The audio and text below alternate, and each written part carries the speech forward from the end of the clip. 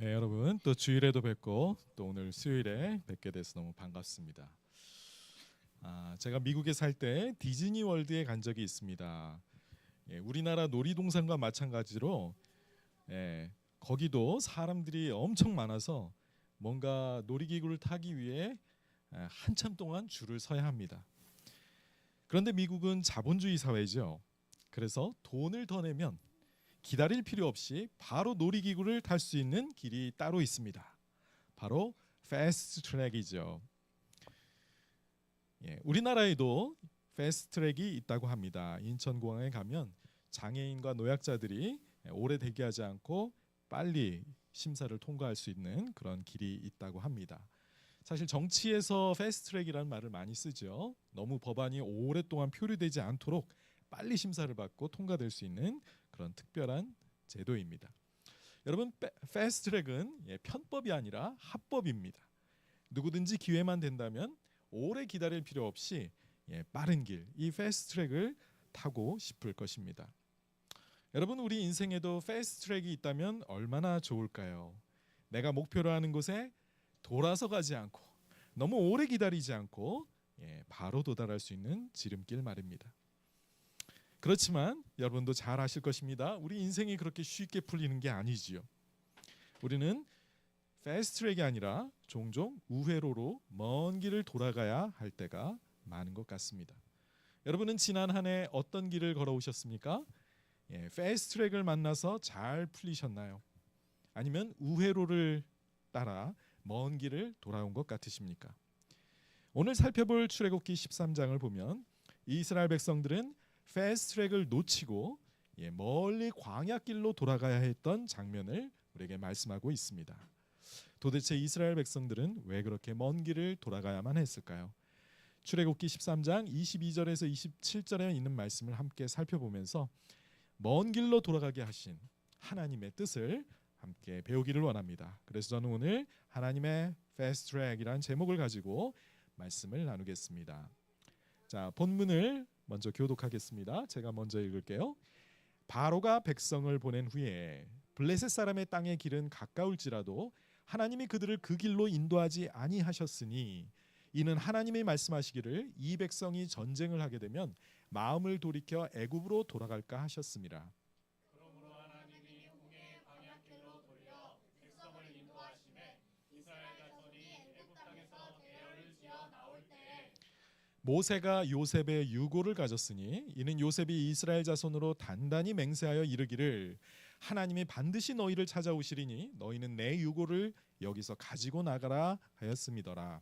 그들이 숲곳을 떠나서 광야 끝 에담에 장막을 치니 여호와께서 그들 앞에서 가시며 낮에는 구름 기둥으로 그들을 인도하시고 그들의 길을 인도하시고 밤에는 불 기둥을 그들에게 비추사 낮이나 밤이나 진행하게 하시니 낮에는 구름 기둥 밤에는 불 기둥이 백성 앞에서 떠나지 아니하니라. 아멘. 네. 자, 오늘 말씀은 하나님이 이스라엘 백성을 애굽에서 막 구원하신 후의 일입니다. 하나님은 약속의 땅 가나안으로 자기 백성을 인도해 가시려고 합니다. 자, 애굽에서 가나안까지 가는 아주 빠른 길이 있었습니다. 그 길은 지중해 해안선을 따라서 가는 해안길이었습니다. 불과 2주일이면 애굽에서 가나안까지 도착할 수가 있었습니다. 그런데 하나님은 이스라엘을 위해서 그 길을 택하지 않으시고 광야로 멀리 우회하는 루트를 선택하셨습니다. 왜 그럴까요? 17절과 18절 다시 한번 제가 읽어보겠습니다. 바로가 백성을 보낸 후에 블레셋 사람의 땅의 길은 가까울지라도 하나님이 그들을 그 길로 인도하지 아니하셨으니 이는 하나님이 말씀하시기를 이 백성이 전쟁을 하게 되면 마음을 돌이켜 애굽으로 돌아갈까 하셨습니다. 그러므로 하나님이 홍해의 광야길로 돌려 백성을 인도하심에 이스라엘 자손이 애굽 땅에서 대열을 지어 나올 때에 그랬습니다. 자, 해안길은 짧았지만 거기에 누가 살고 있었어요? 블레셋 사람들이 살고 있었습니다. 그 길을 통과해서 가려면 블레셋 사람들과 전쟁을 치러야만 했던 거지요. 물론 하나님은 이스라엘 백성에게 싸워서 이기도록 도와주실 수도 있었을 거예요. 그렇지만 이스라엘의 상태가 그렇지 못했습니다. 여러분 이스라엘 백성은 방금 전까지 애굽 땅에서 노예살이를 했거든요. 400년 동안이나 노예로 살던 백성들이 갑자기 강력한 블레셋 군대와 전쟁을 치를 수는 없었던 것입니다. 준비가 되어 있지 않았던 거죠. 그런데 만약 블레셋과 전쟁을 치르게 한다면, 너무 무리해서 전쟁을 치르게 한다면 이스라엘 백성들이 두려워하면서 애굽으로 돌아가자라고 말하게 될 것을 하나님은 아셨던 것입니다. 모든 것을 아시는 하나님께서 백성들의 마음을 다 헤아리시고 또 배려하셔서 우회로로 돌아가게 하셨던 것입니다. 자, 우리는 인생을 살다 보면 가끔씩 쉬운 길, 빠른 길로 가지 못하고 멀리 돌아가야 하는 것처럼 느껴질 때가 있습니다. 남들은 원하는 것을 참 쉽게도 얻는데 나는 그렇지 못한 것 같습니다. 그들은 원하는 학교에 잘도 가고 좋은 배우자를 잘 만나고 또 돈을 잘 버는 직업을 얻는 것 같습니다. 믿지 않는 사람도 잘만 사는 것 같습니다. 나만 괜히 하나님을 믿는다고 말씀의 기준대로 어설프게 살려다가 괜히 좋은 것들을 놓치는 것 같습니다. 하나님은 과연 나를 돌보시는가? 하나님이 나를 인도하신다면 내 인생이 왜 이렇게 힘들까? 왜 이렇게 나는 빙빙 돌아가는 것일까? 하나님이 나를 징계하고 계신 것은 아닐까? 이런 여러 가지 자책감과 죄책감이 들면서 하나님께 화가 나기도 하고 또 하나님이 원망스럽기도 할 것입니다. 그런데 여러분, 하나님이 일부러 나를 뺑뺑이 돌리신다는 것이 사실일까요? 그렇지 않습니다. 하나님이 나를 먼 길로 돌아가게 하시는 데는 이유가 있습니다. 왜요? 하나님이 나를 잘 아시고 나에게 사실은 가장 좋은 길을, 나에게 좋은 길을 주시고 싶어 하셨기 때문입니다. 하나님이 허락하신 인생의 우회로는 사실은 나에게 좋은 길이라는 것입니다. 잠언 21장 20장 21절에 보시면 처음에 속히 잡은 산업은 마침내 복이 되지 아니하느니라고 말씀합니다. 여러분, 처음부터 사람이 쉽게 성공할 수 있어요. 갑자기 빠르게 성공할 수 있습니다. 어린 나이에 성공할 수도 있죠. 그런데 그런 성공은 위험합니다. 마침내 복이 되지 못한다고 주님이 말씀하십니다. 이런 사람들은 하나님의 은혜로 성공했다고 말하지 않고 바로 자신의 능력으로 그 일을 성취했다고 생각하기 쉽기 때문이죠. 교만함입니다. 하나님은 교만한 사람들에게 복을 주실 수가 없습니다. 하나님이 주신 은혜와 축복을 자기 자신의 것으로 돌리고 자기가 행했다고 여기면서 사람들에게 칭찬과 영광을 받는 모습을 하나님은 전혀 기뻐하지 않으십니다. 베드로전서 5장 5절에 이렇게 말씀합니다. 하나님은 교만한 자를 대적하시되 겸손한 자들에게는 은혜를 주시느니라 말씀합니다. 하나님은 언제 우리에게 은혜를 주십니까? 우리가 겸손해질 때입니다. 나는 아무것도 아닙니다, 주님. 주님이 도와주셔야 저는 이 일을 할 수 있습니다 라고 말하는 사람이 하나님의 은혜를 받을 그릇이 되는 것이죠. 그런데 문제는 뭡니까? 우리는 본성적으로 교만하다는 사실입니다. 여러분, 우리 원죄라는 게 있죠. 최초의 죄가 어떻게 범해졌습니까? 자신이 피조물이라는 사실에 만족하지 못하고 창조주 하나님과 대등한 존재가 되기를 바랬습니다. 왜요? 하나님의 도움이 필요 없이 내 힘으로 모든 것을 이룰 수 있는 그 하나님의 자리에 가고 싶어 했던 것이죠. 하나님의 도움 없이 나는 잘 살기를 원했던 것입니다. 여러분, 지금도 우리는 마찬가지입니다. 여전히 우리는 하나님 앞에 머리를 숙이려고 하지 않지요. 어떻게든 내 힘으로 해보려고 안간힘을 쓸 때가 많습니다. 기도는 최후의 수단이야. 이것저것 내 힘으로 다 해봤는데 안 될 때 드디어 기도를 하지요. 어떻게 잘하냐고요? 저도 그렇거든요. 기회만 되면 다른 사람이 수고해서 사실 내가 그 도움으로 내가 성공한 건데 그 도움과 공로까지도 다 내 것인 것처럼 만들려고 하지요. 그리고 모든 사람은 내가 얼마나 훌륭한가를 인정해주고 또 알아주기를 바랍니다. 이것이 바로 인간이 가진 이 약한 본성입니다. 교만함입니다. 그래서 하나님이 우리를 실패하게 하시는 거예요. 그래서 기다리게 하시는 겁니다. 그래서 고난을 당하게 하시고 먼 길을 돌아가도록 종종 힘든 그런 고난들을 허락하시는 겁니다. 우리의 욕망, 우리의 조급함, 우리의 자랑을 깨뜨리시고 오직 하나님만 의지하는 사람이 되게 하기 위해 우리를 먼 길을 돌아오게 하시는 것이지요. 자, 사도 바울도 선교 여행을 하다가 먼 길을 돌아가야 했던 그런 때가 있었습니다. 2차 선교 여행을 할 때였는데요. 자, 사도 바울이 이제 1차 선교 여행을 마치고 이제 2차 선교 여행을 떠날 때 자기가 처음 1차 선교 여행에서 했던 지역을 방문합니다. 그러다가 그는 이번에 아시아 지역으로 선교를 가려고 하는데 이상하게도 그 길이 열리지 않는 거예요. 자, 한번 보시겠습니다. 성령이 아시아에서 말씀을 전하지 못하게 하시거늘 그들이 부르기아와 갈라디아 땅으로 다녀가 이제 무시아 앞에 이르러 비두니아로 가고자 하는데 예수의 영이 허락하지 않았는지라. 그래서 무시아로 지나 드로아로 갔을 때 밤에 환상이 나타나 마게도니아 사람 하나가 서서 그에게 청하여 이르되 마게도니아로 건너와서 우리를 도우라 합니다. 네. 다음 지도를 보면 잘 안 보이시죠? 여기 노란 데가 아시아입니다.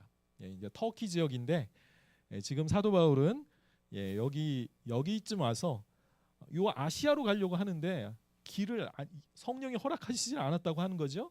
그래서 부르기아와 갈라디아 지역으로 가려고 합니다. 지도에는 이렇게 반듯하게 돼 있지만 아마 이쪽으로 가려고 했던 것 같아요. 그래서 이렇게 가서 어디로 가려고 했다? 비두니아와 이 비두니아 지역으로 가려고 했습니다. 그런데 이번에는 예수의 영이 허락하지 않았대요. 그래가지고 어떻게 합니까? 빙 돌아서 해안길을 따라서 쭉쭉쭉 밀려서 결국 드로아까지 갔던 겁니다. 하나님과 동행하며 성령으로 충만했던 이 사도 바울도 하나님의 인도하심을 따라 가려고 했지만 그 과정에서 상당한 어려움을 당하고 결국 빙 돌아가는 루트를 택하게 되었던 것을 봅니다. 내가 생각했던 방향과 사도 바울이 하려고 했던 방향과 성령님이 인도하시는 방향이 달랐던 거예요. 그래서 두 번이나 부딪혔습니다. 그리고 마지막에는 자신이 상상도 못했던 바다 건너 유럽으로 건너오라는 인도하심을 받게 되는 거죠. 인생이 어디 내 뜻대로 됩니까? 네, 안 되죠. 이렇게 경건하고 성령 충만한 사도 바울도 헤맬 때가 있었던 겁니다. 그러나 하나님이 그와 함께 하셔서 결국 하나님의 뜻을 이루는 그 일에 쓰임 받게 되지요. 하나님의 인도하심을 따라가는 것이 여러분 쉽지 않다는 것을 기억하시기 바랍니다. 때때로 그 길은 직선 코스의 빠른 길이 아니라 돌아가는 우회로일 수 있습니다. 여러분 그렇게 돌아가는 것이 힘들지만 하나님은 여전히 우리와 함께 하시고 우리를 인도하고 계시다는 사실을 기억하십시오. 빠른 길에만 하나님이 계신 것이 아니라 내가 지금 돌아가는 길에도 주님은 우리와 함께하고 계십니다. 그리고 그 길은 우리를 배려하셔서 우리를 가장 잘 아시는 하나님이 우리를 배려하셔서 인도하시는 가장 좋은 길임을 사실은 그것이 패스트트랙임을 아시길 바라요. 자, 두 번째로 하나님의 약속은 반드시 이루어진다는 사실을 기억하시기 바랍니다. 자, 모세는 요셉의 유언을 이어서 기록하고 있죠. 너무 더운데 좀 꺼도 될까요? 네. 자, 19절입니다. 모세가 요셉의 유고를 가졌으니 이는 요셉이 이스라엘 자손으로 단단히 맹세하게 하여 이르기를 하나님의 반드시 너희를 찾아오시리니 너희는 내 유고를 여기서 가지고 나가라 하였음이더라 그랬습니다. 자, 이스라엘 백성이 이제 지금 애굽 땅에서 떠나 가나안으로 가려고 하는데 모세는 뭘 챙겼다고요? 요셉의 유고를 챙겼습니다. 왜 그랬을까요? 그가 남긴 유언 때문이었습니다. 요셉은 어떤 유언을 남겼습니까? 하나님은 반드시 너희를 돌보실 것이다. 너희를 찾아오실 것이다. 그리고 이 땅에서 반드시 너희를 탈출시켜서 조상들에게 약속하셨던 그 약속의 땅 가나안으로 너희를 인도해 가실 것이다. 그때 반드시 그때가 올 건데 그때 내 뼈를 이 땅에서 가져다가 그 약속의 땅에 묻어다오 라는 유언을 남겼던 것입니다. 본문은 요셉이 얼마나 철저하게 여호와의 말씀을 믿었는가를 강조합니다. 그는 자손에게 어땠어요? 단단히 맹세시켰습니다. 그러면서 뭐라 그래요? 반드시 하나님이 너희를 찾아오실 것이다. 그는 아직 현실에서는 일어나지 않았지만 장차 하나님이 그의 약속을 지키셔서 이스라엘 백성을 반드시 약속의 땅으로 인도해 주실 것을 확실하게 믿었던 겁니다. 내 뼈를 저 땅에 묻어달라는 뜻은 뭐예요? 이곳은 나의 고향이 아니라는 겁니다. 내가 영원히 정말 바라보고 내 마음에 소원하는 곳은 이 땅이 아니라는 거예요. 애굽에서는 총리로 영광을 누리고 있었지만 그러나 자신의 뼈를 하나님의 약속하신 그 땅에 묻어달라는 것이었죠. 그리고 그의 유언은 이루어졌습니다. 마침내 하나님이 이스라엘을 애굽에서 구원하실 때가 왔고 바로 모세를 보내셔서 이스라엘 백성들을 구원해 내셨습니다. 그리고 모세는 요셉의 유언을 기억하고 이 위대한 사람의 그 유언이 이루어지는 그 영광스러운 그 사실을 확인하면서 그의 뼈를 유골을 운반했던 것이죠. 그렇지만 여러분, 요셉의 이 소망이 이루어질 때까지, 하나님의 말씀이 실현될 때까지 오랜 시간이 걸렸습니다. 몇 년이 걸렸나요? 아니에요. 400년이 걸렸어요. 이스라엘 자손은 무려 400년 동안 애굽에서 종살이하면서 하나님이 돌보실 때를, 하나님이 자신들을 찾아오실 때를 기다려야만 했습니다. 그런 오랜 기다림 끝에 하나님이 드디어 구원자 모세를 보내셔서 구원을 하셨던 것이죠. 오래 기다려야 합니다. 그러나 반드시 하나님의 약속은 이루어진다는 사실입니다. 요셉의 인생도 한번 생각해 보십시오. 그의 인생은 멀리 돌아가는 길이었습니다. 요셉 이야기 너무 잘하셔서 제가 사실은 반복할 필요가 없지만 간단하게 말씀드리겠습니다. 형들에게 배신당하여 애굽의 노예로 팔려갔지요. 너무 꿈자랑하다가 부모님과 11 형제가 자기 앞에 절하는 그런 꿈을 얘기하다가 밉상이 되어서 결국 형들에게 배신당하고 노예로 팔립니다. 노예로 살면서도 하나님과 그는 동행했습니다. 그래서 맡은 일에 항상 성실했죠. 그래서 그는 형통한 자가 되었습니다. 그런데 강간미수범으로 몰려 감옥에 갇히죠. 이렇게 하나님 앞에 신실했는데 그는 거꾸로 하나님 앞에 마치 큰 징벌을 당하는 것처럼 오히려 더 어려운 상황에 몰리게 됩니다. 감옥에서 지내면서 또 그는 하나님 앞에 신실했습니다. 하나님과 동행했고, 그래서 그 감옥의 간수가 그의 열쇠를 재반 사무를 그에게 다 맡기죠. 그곳은 왕의 죄수들이 갇히는 특별한 감옥이었습니다. 그런데 그곳에 바로의 술관원과 조리장이 동시에 함께 갇히게 되죠. 그리고 그들은 동시에 어떤 꿈을 꾸게 되는데 요셉은 그 꿈을 해몽해 줍니다. 그래서 술관원은 요셉의 예언대로 복직하고 조리장은 요셉의 말대로 처형당합니다. 요셉은 술관원에게 부탁합니다. 나는 이렇게 여기에 갇힐 정도로 억울한 일을 당하지 않았으니 저의 억울한 사정을 바로에게 말해서 나를 여기에서 좀 풀어주세요 라고 부탁을 합니다. 그런데 술관원이 어떻게 했을까요? 나가서 잊어버립니다. 요셉을 기억하지 못해요. 요셉은 잊혀졌습니다. 감옥에서 나오기만 하루하루 정말 고되게 기다렸는데 조리장이 아니야 술관원이 나가더니 배신했어. 자기를 잊어버린 거야. 그런 세월이 무려 2년이 흘러갑니다. 그런데 어느 날 바로가 애굽의 왕 바로가 어느 날 특별한 꿈을 꾸고 그 꿈을 그 신하 중 누구도 해석하지 못하는 상황에 이르게 되죠. 그랬을 때 비로소 이 술관원의 머릿속에 자신의 꿈을 해석해 주었고 그대로 이루어졌던 요셉을 기억하게 됩니다. 그래서 마침내 요셉이 그 꿈을 해몽하고 바로 그 자리에서 총리로 임명받습니다. 요셉이 총리가 되었을 때 나이가 성경에 기록되어 있어요. 몇 살이었을까요? 애굽의 총리, 애굽의 바로 다음 자리. 왜냐하면 자기의 인장 반지를 내어줬거든요. 이제부터 국사는 네가 다 처리해라. 국무총리인 거죠. 아니에요. 그렇게 어리진 않고요. 30살이었습니다. 17살에 팔려서 13년 동안 노예로 살고 감옥에 갇히고 했던 그 세월이 13년. 짧지는 않지요. 긴 세월이었습니다. 고생했고 엄청나게 힘든 인생을 살아왔을 거예요. 아마 하나님이 왜 내 인생을 이렇게 살게 하실까? 그의 마음속에 수많은 의구심이 들었을 것입니다. 그런데 하루아침에 그는 애굽에서 제일 높은 최고의 관리가 되었던 것이죠. 여러분 30살에 총리가 되는 게 가능할까요? 아무리 왕족이나 귀족이어도 30살에 나라의 최고 왕 다음 자리에 올라가는 것은 쉬운 일이 아니었습니다. 인간의 노력으로 그 일은 불가능한 일이었어요. 그런데 하나님이 작정하시니까 그 일은 가능한 겁니다. 죄수였던 요셉은 순식간에 애굽의 총리로 그냥 하나님의 패스트트랙으로 바로 최고의 자리를 차지하게 됩니다. 그렇다면 우리의 인생도 우리가 이렇게 끝도 없이 고생하는 것 같지만 어느 순간 하나님이 뭐 역전시킨다는 그 노래처럼 역전되리라. 갑자기 하나님이 무슨 일을 우리의 인생 가운데 펼쳐 주실지 모르는 것입니다. 인생은 마치 다음 페이지에 무슨 이야기가 전개될지 모르는 책과 같다는 말이 있습니다.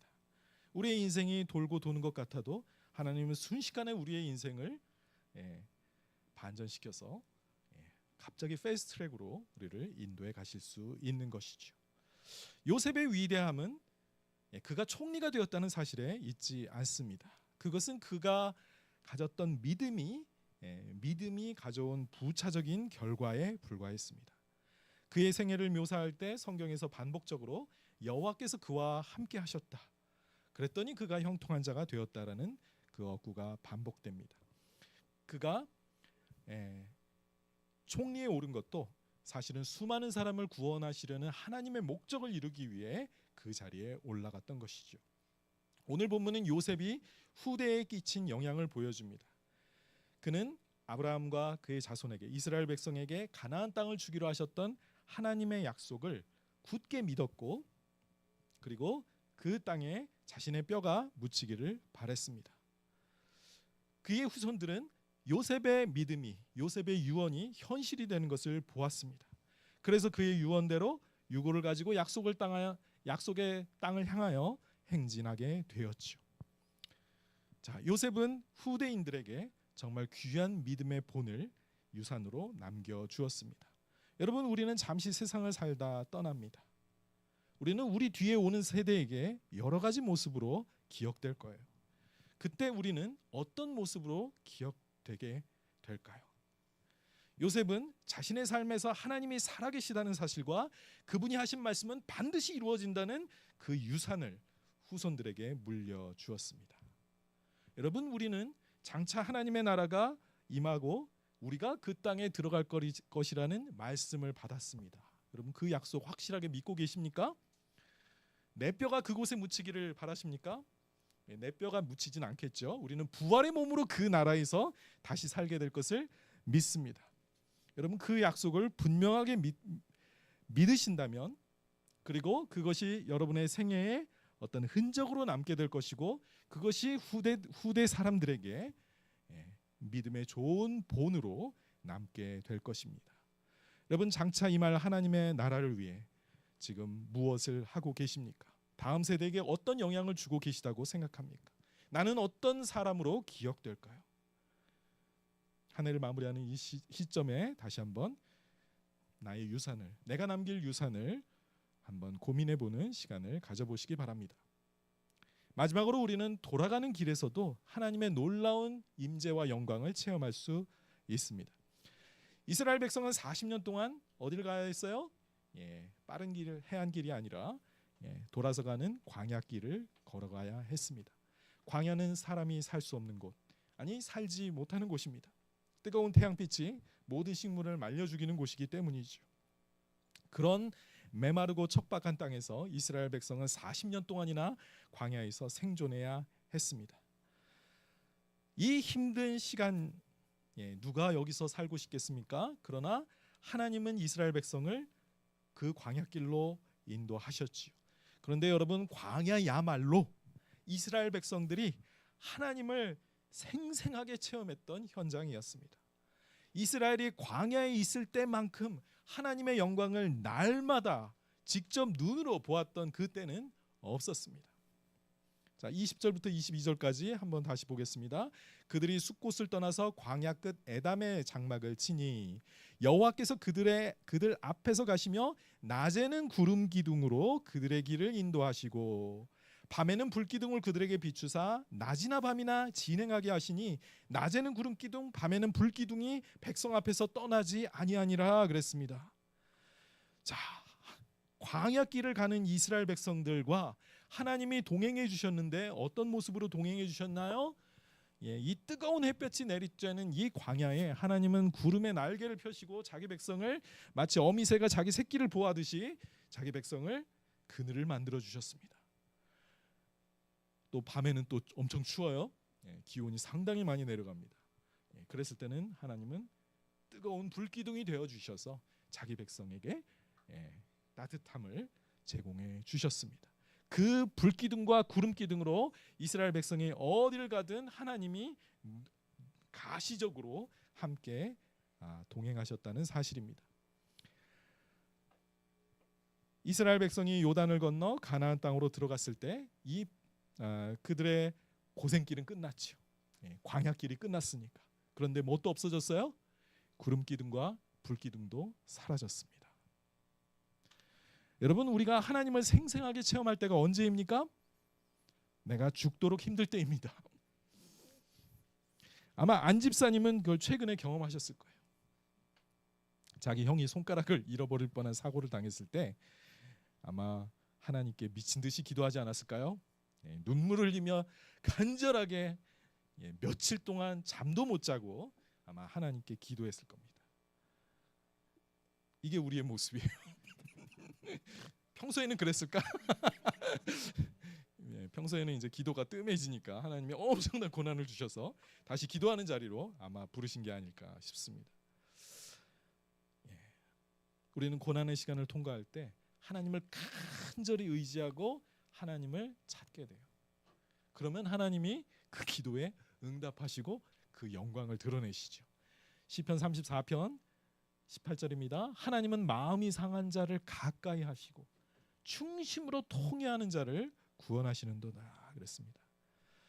여러분, 우리가 기도할 때 우리의 마음이 아프고 괴로운 때 그때 하나님은 가까이 다가오신대요. 그러니까 내가 고통 중에 부르짖을 때 그때 드리는 그 기도를 하나님은 더 이렇게 귀 기울여 들으신다고 생각할 수 있겠죠. 우리가 하나님이 나를 도와주시고 나를 건져주시는 그 체험을 할 때가 바로 그때입니다. 저는 신학교에서 교회사를 가르치다 보면 좀 우리가 생각하는 것과 다른 그런 사건들을 또 보게 됩니다. 여러분, 침례교회는요 17세기에 영국에서 시작되었습니다. 자, 그런데 영국에는 성공회라는 국교회가 있었죠. 국가가 공인한 종교입니다. 그럼 그 나라 사람들은 이 종교만을 믿어야 되는 거예요. 그게 뭐다? 성공회. 영국의 국교회입니다. 지금도 그렇죠. 자, 그런데 17세기의 이 침례교도들은 그렇다면 나라의 국교회와 다른 신앙이었기 때문에 이 침례교라는 교파 자체를 나라에서 인정해주지 않았습니다. 그러니까 당연히 정부로부터 침례교도들은 박해를 받을 수가 밖에 없었죠. 박해를 받을 수밖에 없었습니다. 그런데도 이 침례교 신앙은 즉 믿는 자들이 침례를 받아야 하고 침례는 어린이들에게 유아들에게 주는 게 아니라 신앙을 고백한 자들에게 주어져야 하고 그리고 그들이 진정한 순수한 신약교회의 그 성도가 될 수 있다. 그들이 진짜 신자의 교회를 세울 수가 있다는 이 가르침을 퍼뜨렸는데 이런 박해와 고난 속에서도 이 17세기에 이 침례교도들이 열심히 전도해서 교회가 쭉쭉쭉 성장해 나갔습니다. 일반 침례교회, 특수 침례교회가 있었는데 각각 몇십 개의 교회들로 성장하게 됩니다. 물론 침례교회는 예배당도 제대로 가질 수가 없었습니다. 인정되지 않죠. 사역자를 기를 신학교도 보낼 수가 없었습니다. 거기는 국가교회의 그 사역자를 길러내는 곳이었기 때문에 침례교도들을 당연히 받아주지 않죠. 그래서 집에서 몰래 소규모로 모여서 예배를 드리는 게 전부였어요. 예배를 드릴 때 어떻게 했을까? 망봤어요. 경찰이 오나 오지 않나. 그래서 오면 바로 흩어져야 되는 거죠. 그런 식으로 몰래 예배를 드리면서 신앙생활을 했는데도 교회가 몇십 개로 100개 가까이로 불어났습니다. 그동안 침례교도는 다른 비국교도들과 함께 퀘이커 교도도 있고 회중교회 주의자들도 있고 종교의 자유를 요구하는 운동을 계속해서 벌여 나갔습니다. 그래서 마침내 명예혁명이라는 게 영국에서 일어나죠. 그랬을 때 윌리엄과 메리가 이제 새로운 왕으로 즉위하면서 종교 관용령을 내려줍니다. 자, 드디어 침례교도들은 오랜 박해 끝에 적어도 일부 종교의 자유를 누리게 된 거예요. 비로소 이때부터 자유롭게 신앙생활을 할 수 있었습니다. 물론 좋은 옥스퍼드나 캠브리지에서 그 사역자를 훈련시킬 수는 없었어요. 그렇지만 나름대로 이제는 교회당도 갖고 예배를 드릴 수 있는 자유를 얻게 된 것입니다. 그러면 어떻게 됐을까요? 박해와 고난 속에서 쭉쭉 성장하던 침례교회가 18세기에 들어왔을 때 어떤 일이 일어나게 됐을까요? 더 이상 성장하지 못하고 침체기에 빠져들게 됩니다. 왜 그럴까요? 충분히 예상할 수 있습니다. 박해를 받을 때는 너무나도 열심히 기도하고 전도하다가 박해가 끊어지고 박해가 끝나고 자유롭게 믿어 하니까 그 안일함에 젖어들었던 겁니다. 편하게 믿게 된 거지요. 그러니까 뭘 안 했다? 기도를 안 하게 되었다. 그러니까 전도의 열정도 잃어버리게 되고 교회들은 성장하지 못하고 오히려 제자리를 걷게 되는 때가 되었던 것입니다. 여러분은 지금 고난 중에 있습니까? 사실 고난 중에 있기 때문에 더 기도할 수 있는 것이죠. 하나님은 그런 사람들에게 더 가까이 오신다고 말씀했습니다. 내 신앙에 결코 나쁜 일이 아니라는 거예요. 이때야말로 기도의 응답을 많이 받고 하나님이 살아계시다는 사실을 내 삶에서 분명하게 간증할 수 있는 그런 때이기 때문입니다. 그런데 모든 위험과 고통이 사라지고 평안하게 될 때야말로 조심해야 됩니다. 왜요? 내 마음이 교만해져서 내 힘으로 하면 되지. 왜 기도해? 이렇게 되는 거죠. 내 힘과 내 지식으로 얼마든지 이 문제 해결할 수 있는데 하나님께 기도하지 않게 되는 겁니다. 내 마음대로 살아가도 되는데 하나님의 도움이 절박하게 느껴지지 않는 것이죠. 바로 이럴 때 신앙은 침체에 빠지고 하나님은 나에게서 점점 멀어지는 것입니다. 그래서 하나님은 종종 우리를 힘든 길, 광야길로 인도해 가시는 거죠.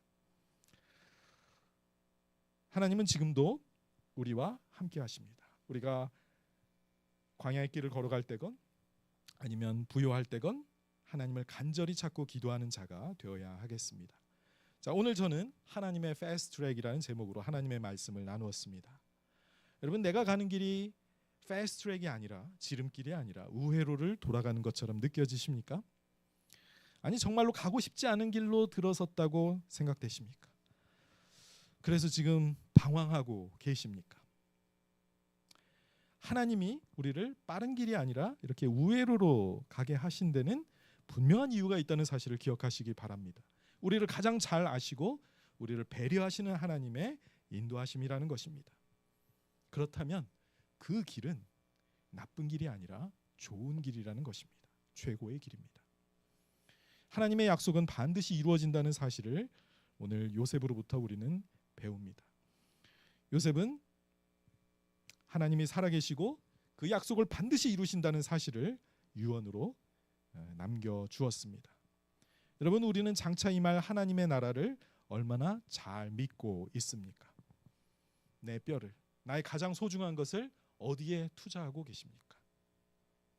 이 세상에서 잘 먹고 잘 살아보려고 아둥바둥대면서 내 모든 에너지를 다 쓰고 계십니까? 아니면 장차 임할 저 나라를 위해 내가 이 땅에서 그 나라를 이 땅에 확장해가는 일에 내 인생을 쓰시겠습니까? 우리는 언젠가 하나님의 나라가 임하고 주님 앞에 우리의 인생을 가지고 계수받아야 할 때가 옵니다.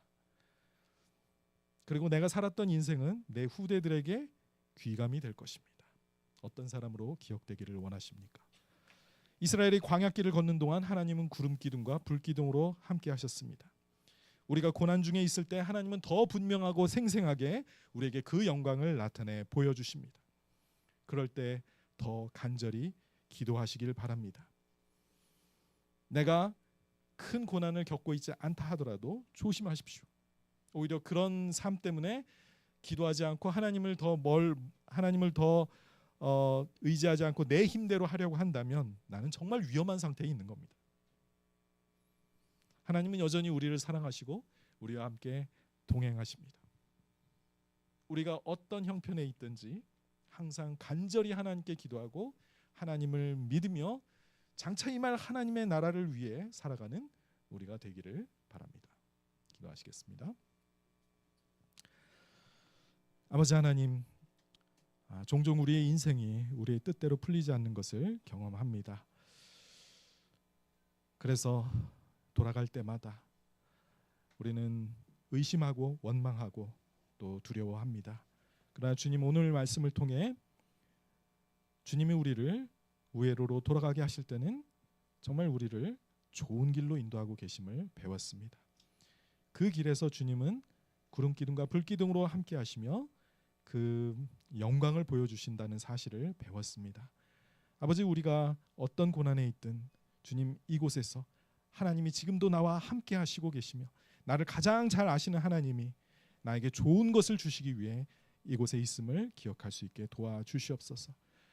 언젠가 지금은 고난을 당하지만 갑자기 요셉이 총리가 된 것처럼 어느 날 내 인생 가운데 갑자기 하나님이 나를 패스트트랙으로 인도해 주실 줄 믿습니다. 하나님, 주님을 찬양합니다. 감사합니다. 올 한 해 주님의 인도하심에 감사드리며 내년도